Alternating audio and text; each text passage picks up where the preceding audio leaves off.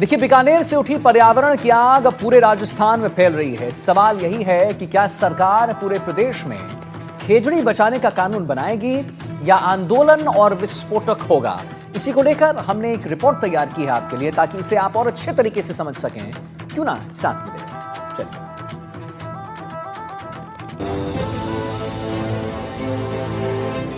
बीकानेर का पर्यावरण बचाओ महापड़ाव अब आग बन चुका है। संतों ने अपनी मांगे पूरी होने पर अनशन तोड़ा, लेकिन धरना स्थल पर गुस्से और लपटें और तेज हो गई हैं। साधु संतों के आह्वान पर देर रात पर्यावरण प्रेमियों ने भी अनशन समाप्त कर दिया, लेकिन उनका ऐलान साफ है कि ये लड़ाई खत्म नहीं, अब और भड़कने वाली है। मुख्यमंत्री ने विधानसभा में कानून बनाने की घोषणा कर दी है। सोलर प्रोजेक्ट से प्रभावित 2 संभागों में खेजड़ी कटाई पर रोक लगा दी गई है, लेकिन आंदोलनकारियों का सवाल सीधा है कि क्या ये रोक पूरे राजस्थान में लागू होगी। उनका कहना है कि आधे अधूरे फैसले से वो शांत नहीं होंगे। उनकी मांग है कि पूरे प्रदेश में खेजड़ी की कटाई पर स्थायी प्रतिबंध लगे। हमारी मांग यही है कि जैसे मुख्यमंत्री जी ने कल विधानसभा के पटल पर रखा कि सख्त कानून बनाएंगे, तो लोगों ने आमंत्रण तोड़ दिया और मुख्यमंत्री जी की बात पर भरोसा करके उन्होंने आश्वासन दिया है। हमारी मांग है कि जब तक कानून बने तब राजस्थान में एक आदेश निकल जाए कि राजस्थान के अंदर पेड़ नहीं कटेगा। बस ये मांग है। जोधपुर और बीकानेर के लिए जो मांग थी, उनका कहना है वो हमने मांग दी, लिखित में भी दे दिया। अब नहीं, वो चीजें जब 2 संभाग के अंदर दे रहे हो, बाकी जगह पेड़ तो कट रहे हैं। अभी नागौर में कल कटे थे, कल रात को पाली में भी कटे हैं, लेकिन ये आदेश निकलना चाहिए सब जगह से कि भाई जब तक कानून बनेगा तब तक पेड़ नहीं कटेगा। धरना स्थल पर गूंजते नारे सरकार को सीधी चुनौती दे रहे हैं कि खेजड़ी हमारी पहचान है, इसे काटना अपराध है। आंदोलनकारी गरज रहे हैं, जब तक पूरे राजस्थान में खेजड़ी बचाने का कानून लागू नहीं होता तब तक धरना और संघर्ष जारी रहेगा। राजस्थान सरकार ने कह दिया है, हमने उनके जो भरोसे पे ही आज जो यहाँ अनशन तोड़ा है, लेकिन जब तक कानून बनता है उसमें वक्त लगेगा, तो तब तक तो खेजड़ियों की या पेड़ों की कटाई लगातार जारी है। तो अनशनकारियों का और आंदोलनकारियों का, जीव प्रेमियों का यही है कि जब तक कानून पारित नहीं हो जाता, लोगों के सामने नहीं आ जाता, तब तक आप इस पेड़ की कटाई पर पूर्णतः रोक लगाए। इसी को लेके हम बैठे हैं, और जब रोक लग जाएगी और कानून बन जाएगा तो हम सरकार का धन्यवाद करके घर चले जाएंगे। संतों ने कहा कि सरकार ने देर से ही सही लेकिन कदम उठाया है, लेकिन पर्यावरण प्रेमियों का गुस्सा अब उबाल पर है। उनका आरोप है कि सरकार ने दबाव में आकर सिर्फ आंशिक रोक लगाई है। चेतावनी दी जा रही है कि अगर पूरे प्रदेश में खेजड़ी बचाने का कानून नहीं बना तो आंदोलन और उग्र होगा। मुख्यमंत्री जी ने हमें गुजरा के अंदर एक बात कही थी कि हम जो है एक लाने से पहले अधिकारियों के साथ बैठ के चर्चा करेंगे, तो उसके अंदर कितना जुर्माना होगा, कितनी सजा होगी। अगर दंतहीन एक्ट ये ले आए तो वो फिर खेजड़ियाँ रुकेगी नहीं, तो फिर वो किस काम की है।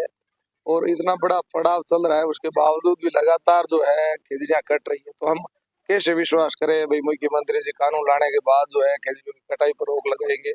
ये जो लोगों के अंदर बहुत शंका और आक्रोश भी है, इसलिए है जो ये पड़ाव जो है लगातार जारी रहेगा। धरना स्थल पर माहौल विस्फोटक है, लोग गरज रहे हैं।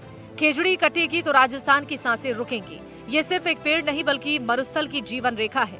आंदोलनकारी सरकार को सीधी चुनौती दे रहे हैं कि अब पीछे हटना नामुमकिन है। बीकानेर से उठी ये आग अब पूरे राजस्थान में फैल रही है। सवाल यही है कि क्या सरकार पूरे प्रदेश में खेजड़ी बचाने का कानून बनाएगी या फिर ये आंदोलन आग का तूफान बनकर पूरे राज्य को हिला देगा। धरना जारी है, संघर्ष जारी है और आवाज गूंज रही है। पर्यावरण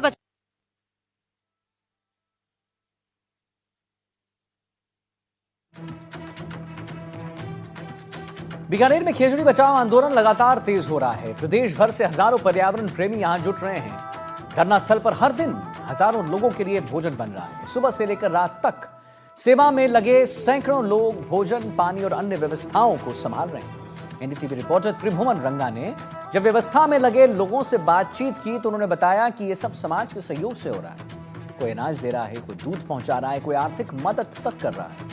आंदोलनकारियों का कहना है कि लड़ाई सिर्फ खेजड़ी बचाने की नहीं है, बल्कि पूरे मरुस्थल की जीवन रेखा को बचाने की। धरना स्थल पर माहौल जोश से भरा हुआ है। कब से खाना चल रहा है? 1 तारीख से चल रहा था। 2 तारीख का महापड़ाव था। उस दिन 40 मन का देसी घी का हलवा बना था और छोले बने थे, 20 कुंटल के छोले बने थे। अभी हर रोज को 15 कुंटल आटा लग रहा है।